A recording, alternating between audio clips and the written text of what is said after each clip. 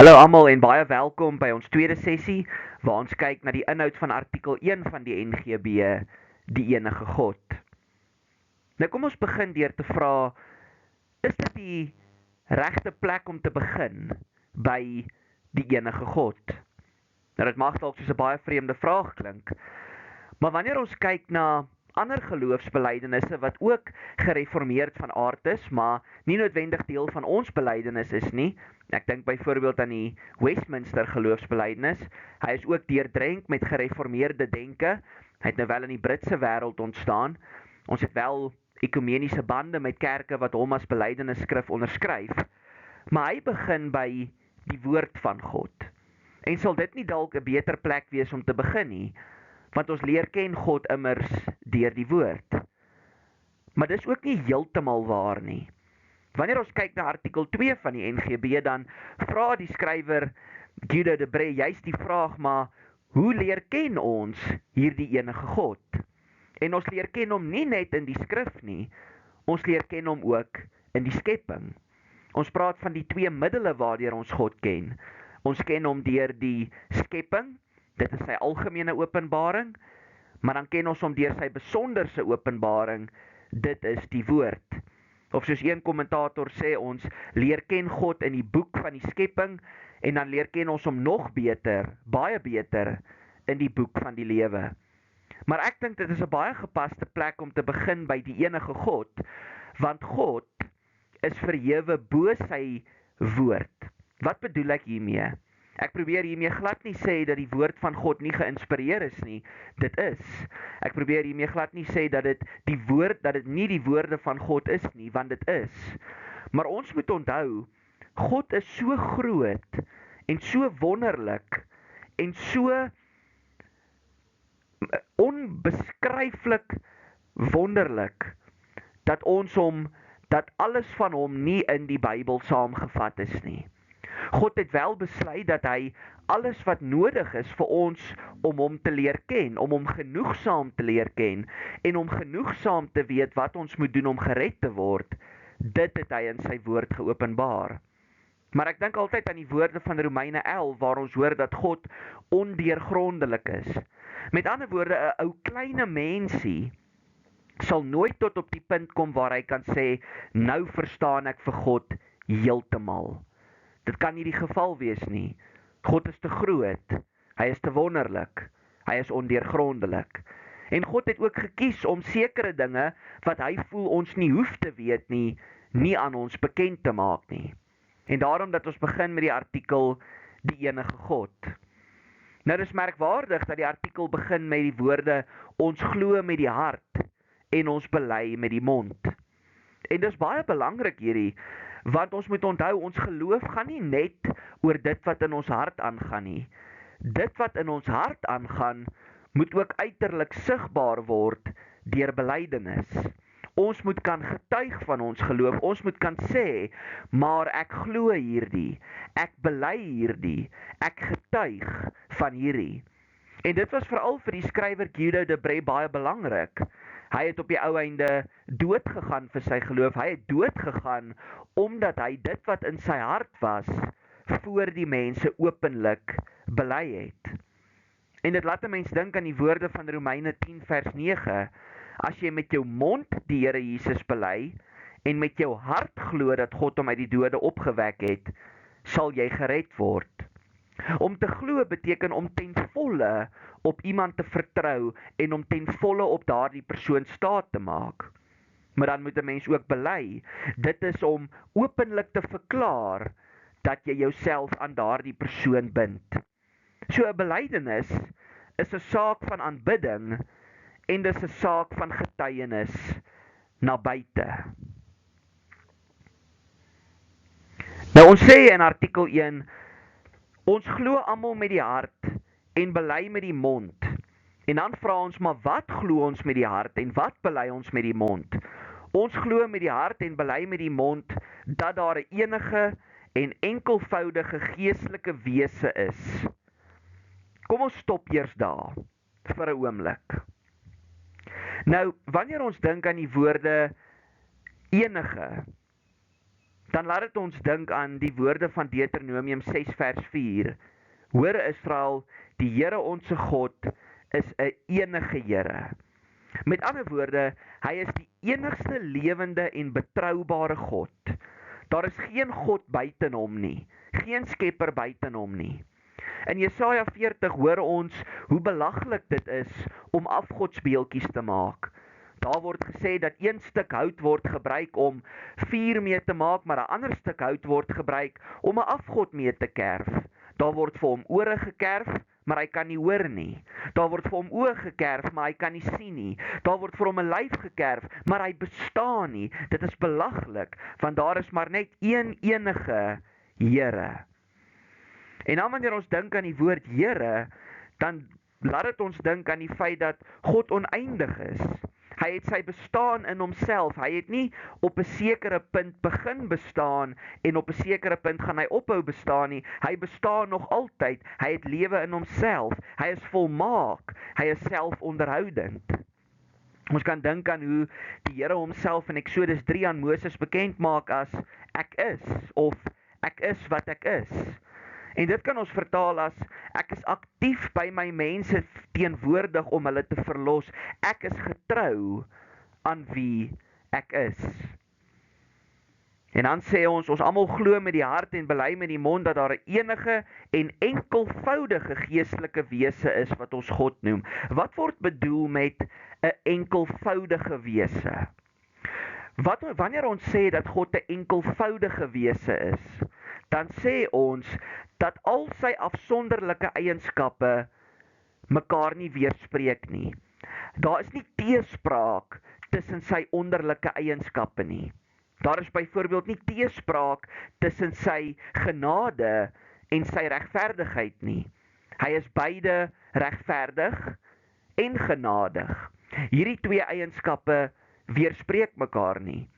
Ons sien dit die duidelikste in ons Here Jesus Christus, want God is regverdig deur die mense se sondes in Christus te straf, maar hy is genadig deur mense vry te spreek op grond van wat Christus in hulle plek gedoen het. Hy is dan ook 'n geestelike wese. Met ander woorde, God bestaan nie uit materie uit nie. Hy is onsigbaar. Hy is ook nie gebonde aan tyd en ruimte nie. Ons kan maar dink aan wat ons Here Jesus vir die Samaritaanse vrou by die put gesê het. God is gees en moet in gees en waarheid aanbid word. Of ons kan dink aan die lofprysing in 1 Timoteus 1 vers 17. Aan die koning van die eeue, die onverganklike, onsienlike, enigste God, kom toe eer en heerlikheid tot in alle ewigheid. Hierdie is wonderlik.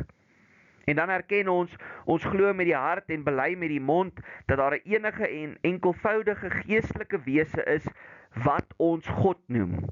Nou wanneer ons sê wat ons God noem, dan bedoel ons God word bekend deur sy openbaring en deur sy name. Daar's baie ander name vir hom in die Bybel as net God.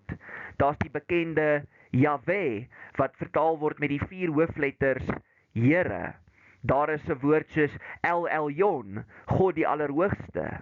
Daar is baie name wat vir God gegee het en hy word bekend gemaak deur sy openbaring en deur sy name. En dan kom ons by die vraag, maar wat is sy eienskappe? En sy eienskappe word vir ons in artikel 1 genoem en ons bely dit. Hy is ewig, onbegryplik, onsienlik, onveranderlik, oneindig, almagtig, volkome wys, regverdig, goed en die alleroorvloedigste fontein van alles wat goed is. En dit sal goed wees om net so kortliks te kyk na elkeen van hierdie eienskappe.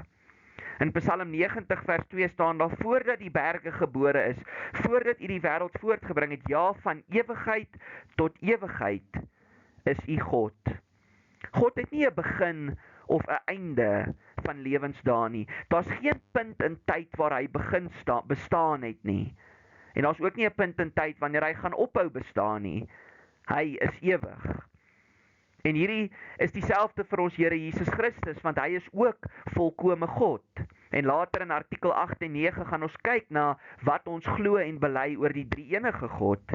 Maar ons lees in Hebreërs 13, Jesus Christus is vandag, gister en vir ewig dieselfde. Maar nou moet ons onthou dat alhoewel God nie beperk is tot tyd en ruimte nie, werk hy tog binne in die ruimte en tyd. Hy kom in die geskiedenis van die mens in en hy is werksaam. Maar dan moet ons ook onthou, ewigheid beteken meer as bloot bestaan vir altyd.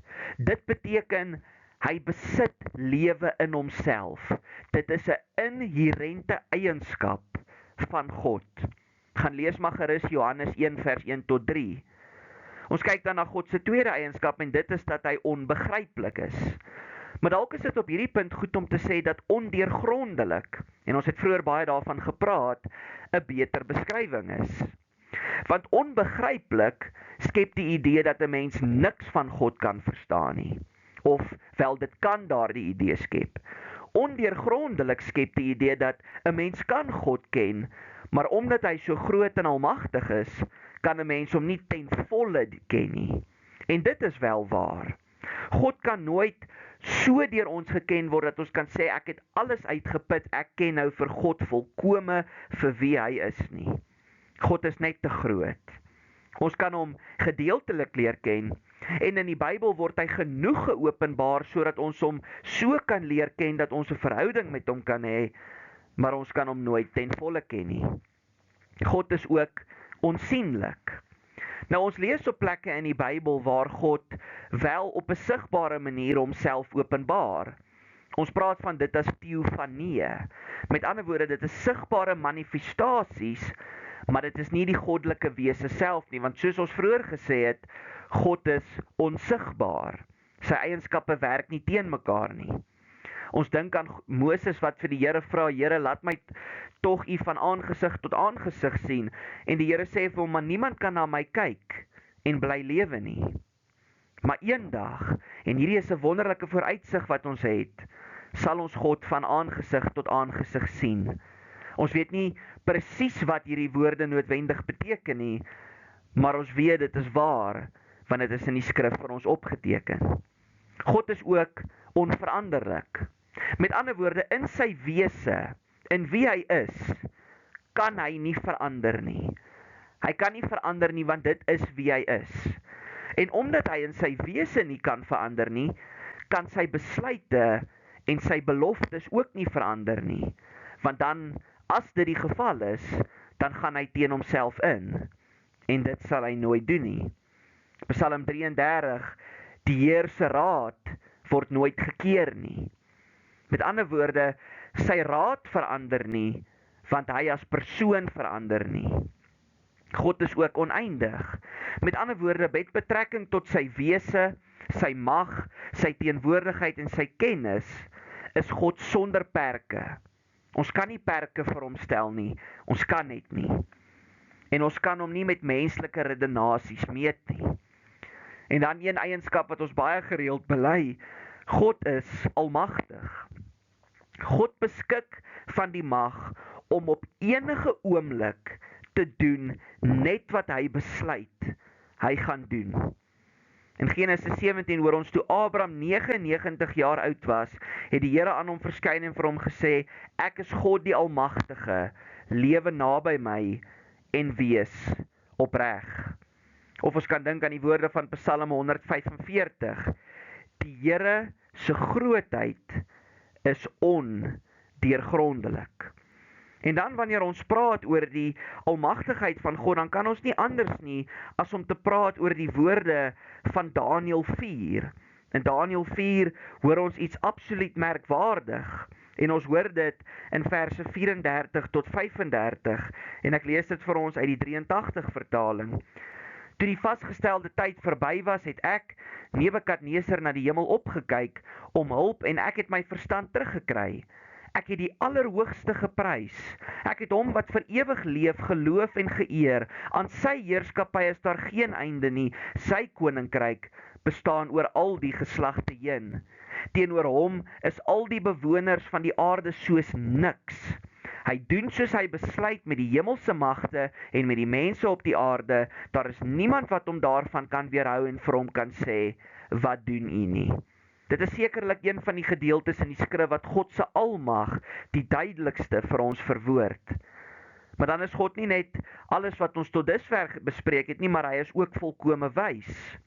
God se wysheid regeer die skepping en sy voorsienigheid.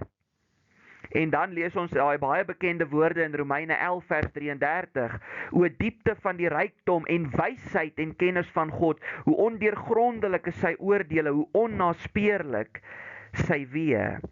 Ons sê dat God volkome wys is, want hy maak altyd van die beste middele gebruik om die beste einddoele te bereik.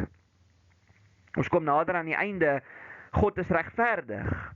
Met ander woorde, God tree altyd op volgens sy perfekte geregtigheid en sy morele orde.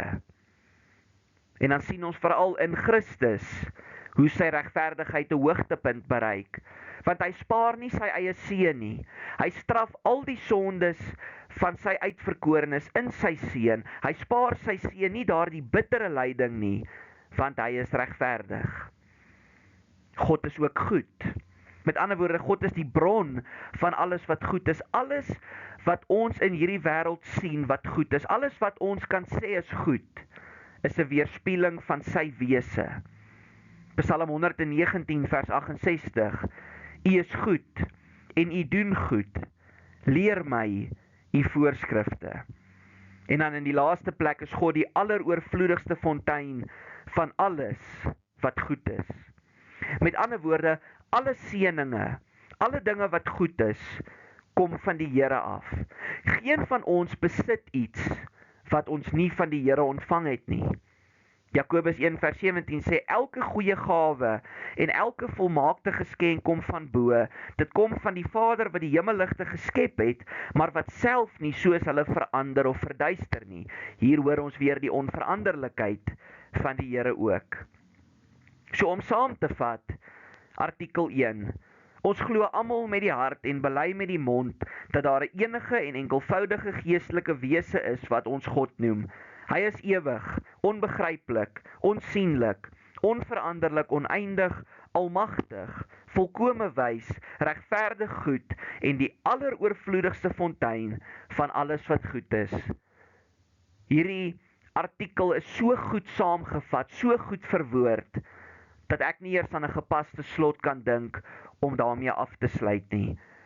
Maar ek is vas oortuig dat 'n mens nie op 'n beter plek kon begin nie.